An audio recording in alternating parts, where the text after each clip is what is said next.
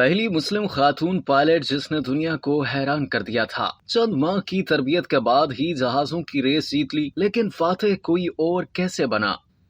مصر کی پہلی خاتون پائلٹ نے جب چند ماہ کی تربیت کے بعد ہوا بازی کا بین الاقوامی مقابلہ جیتا تو پوری دنیا دنگ رہ گئی، مگر حیرت انگیز طور پر ریس کی جیوری نے ان کی جیت کو تسلیم کرنے سے انکار کرتے ہوئے کسی اور کو فاتح قرار دے دیا۔ تو آئیے جانتے ہیں کہ کیوں مصری خاتون پائلٹ کو اتنے بڑے اعزاز سے محروم رکھا گیا، حالانکہ مصری قوم آج بھی ان کے اس کارنامے پر فخر محسوس کرتے ہیں۔ سن 1907 میں قاہرہ میں پیدا ہونے والی لطیفہ النادی کے والد امیریہ پیرس میں کام کرتے تھے۔ جب وہ اسکول میں پڑھ رہی تھی اسی وقت سے لطیفہ نے جہاز اڑانے کے خواب دیکھنا شروع کر دیے تھے۔ سن 1932 میں مصر کا اسکول برائے ہوا بازی قائم ہوا تھا تو لطیفہ جہاز اڑانے کی تربیت لینے وہاں پہنچ گئی تھی۔ لطیفہ کے والد کو ان کی ہوا بازی کی تربیت لینے کے متعلق کچھ علم نہیں تھا، لیکن ان کی والدہ سب جانتی تھی کیونکہ اسکول میں داخلہ لینے اپنی والدہ کے ساتھ ہی گئی تھی۔ لطیفہ مصر کے اسکول برائے ہوا بازی میں ہفتے میں 2 کلاسز لیتی تھی اور انہوں نے غیر ملکی اور مصری ہوا بازی کے ٹرینر سے 67 گھنٹے کی فلائٹ ٹائم کی تربیت حاصل کی تھی۔ سن 1933 میں لطیفہ النادی کو جہاز اڑانے کا اپنا پہلا لائسنس ملا تھا، جس کے بعد وہ مصر کی پہلی لائسنس یافتہ خاتون پائلٹ بن گئی تھی، جبکہ دنیا میں وہ دوسری خاتون پائلٹ بنی تھی۔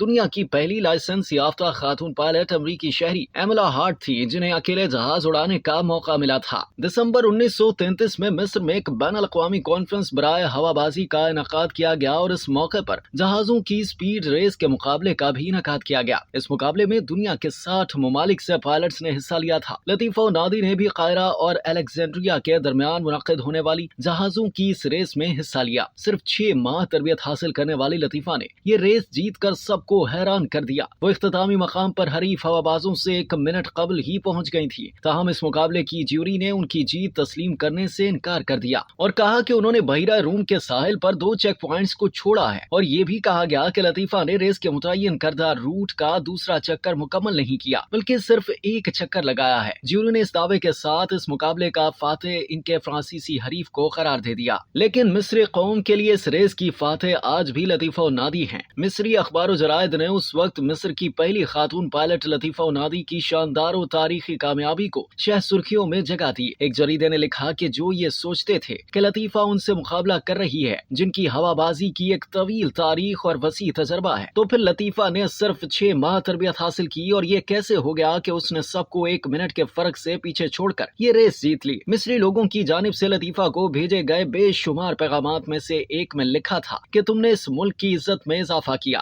ہمارا سر فخر سے بلند کر دیا اور ہمارے سر پر تاج سجا دیا ہے۔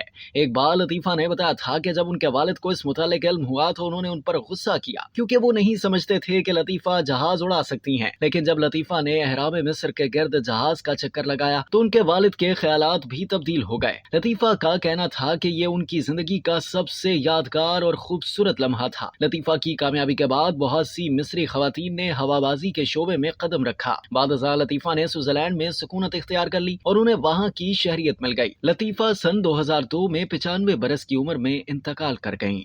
اب تک کے لیے اتنا ہی۔ مزید جاننے کے لیے سبسکرائب کیجیے ڈیلی جنگ یوٹیوب چینل اور لائک کیجیے ڈیلی جنگ فیس بک پیج۔